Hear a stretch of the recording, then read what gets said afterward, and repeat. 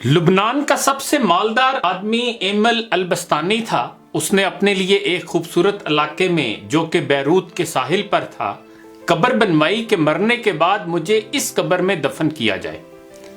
اس کے پاس اپنا ذاتی جہاز تھا اور جب دھماکہ ہوا تو وہ جہاز سمیت سمندر میں ڈوب گیا۔ لاکھوں ڈالر خرچ کرنے کے بعد اس کے جہاز کا پتہ تو چل گیا لیکن لاش نہیں ملی جسے اس قبر میں دفن کیا جائے جو اس نے اپنے لیے بنوائی تھی۔ برطانیہ کا ایک بہت زیادہ مالدار آدمی ایک یہودی روت تشلر تھا۔ وہ اتنا دولت مند تھا کہ کبھی کبھی حکومت اس سے قرض لیتی تھی۔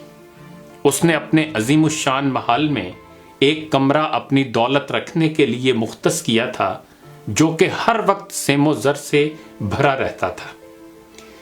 ایک دفعہ وہ اس کمرے میں داخل ہوا اور غلطی سے دروازہ بند ہو گیا۔ دروازہ صرف باہر سے کھل سکتا تھا، اندر سے نہیں۔ اس نے زور زور سے چیخو پکار شروع کی لیکن محل بڑا ہونے کی وجہ سے کوئی اس کی آواز نہ سن سکا۔ اس کی عادت تھی کہ وہ کبھی کبھی بغیر کسی کو بتائے کئی ہفتے گھر سے غائب رہتا تھا۔ جب وہ کسی کو نظر نہ آیا تو گھر والوں نے سوچا کہ حسب عادت کہیں چلا گیا ہوگا۔ وہ برابر چیختا رہا یہاں تک کہ اسے سخت بھوک اور پیاس لگی۔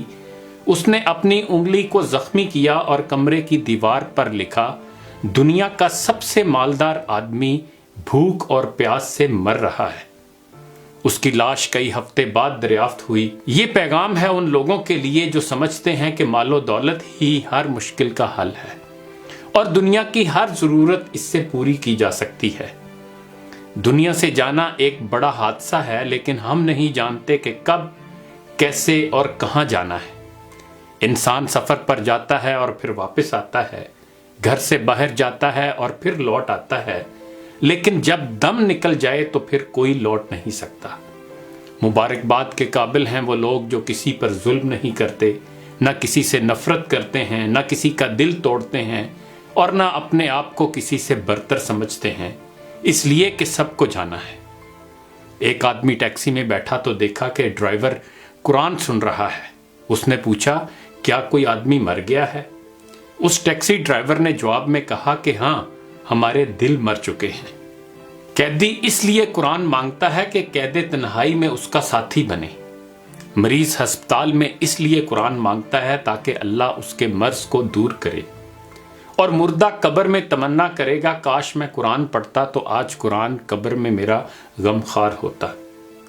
آج نہ ہم قیدی ہیں، نہ مریض ہیں اور نہ مرے ہوئے ہیں کہ قبر میں قرآن کی تمنا کریں۔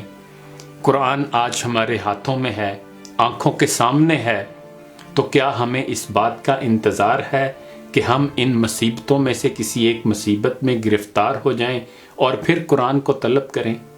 ابھی وقت ہے۔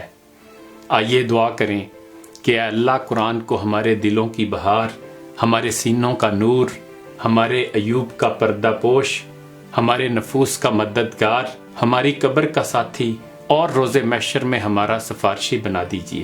اے اللہ ہمیں قرآن کے حقوق ادا کرنے کی توفیق عطا فرما دیجئے۔ اقبال نے بھی ہمیں جھنجھوڑنے کی کوشش کی تھی، زمیں کیا آسماں بھی تیری کجبینی پہ روتا ہے، غضب ہے سطر قرآن کو چلیپا کر دیا تو نے، زباں سے گر کیا توحید کا دعویٰ تو کیا حاصل، بنایا ہے بت پندار کو اپنا خدا تو نے۔